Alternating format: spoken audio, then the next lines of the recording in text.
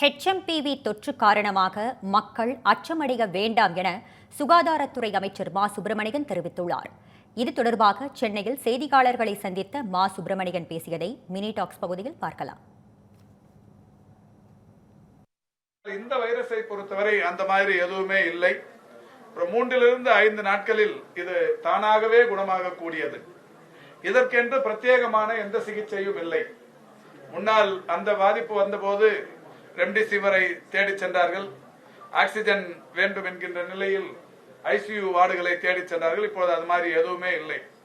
எந்த சிகிச்சையும் எடுத்துக்கொள்ளாமல் தனியாக இருந்தாலே தானாகவே அது போய்விடும் என்கின்ற நிலையில் இருந்து வருகிறது.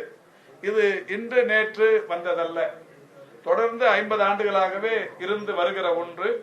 எனவே இது பற்றி பெரிய அளவில் நாம் பதட்டப்பட வேண்டிய அவசியம் இல்லை. கடந்த 2024 ஆண்டு டிசம்பர் திங்களில் இந்தியா முழுமைக்கும் கூட இந்த VRDL ஆய்வகங்களின் மூலம் இந்த வைரஸ் பற்றி ஆராய்ச்சி செய்யப்பட்டு அதில் ஒரு 714 பேர்களுக்கு ஆராய்ச்சி செய்யப்பட்டிருக்கிறது. அதில் 9 பேர்களுக்கு இந்தியா முழுமைக்கும் இந்த வைரஸ் பாதிப்புகள் இருப்பது என்பது கண்டறியப்பட்டிருக்கிறது. என்றாலும் இப்பொழுது எல்லோருமே நலமுடன் இருக்கிறார்கள். தமிழ்நாட்டை பொறுத்தவரை சேலத்தில் ஒன்றும் சென்னையில் ஒன்றுமாக இருவருக்கு இந்த வைரஸ் பாதிப்புகள் கண்டறியப்பட்டிருக்கிறது.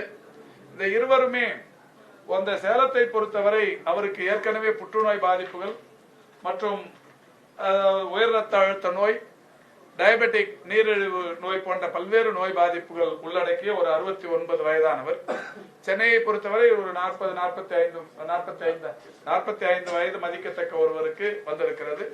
இருவருமே நலமுடன் இருக்கிறார்கள். நான் தொடக்கத்திலே சொன்னதை போல இருமல், சளி அந்த சிறிய அளவிலான பாதிப்புகளுடன் தானாகவே சரியாக கூடிய நோய் பாதிப்புகளோடு இருப்பவர்கள் தான். எனவே இது பெரிய அளவில் பதட்டப்பட வேண்டிய சூழல் இல்லை.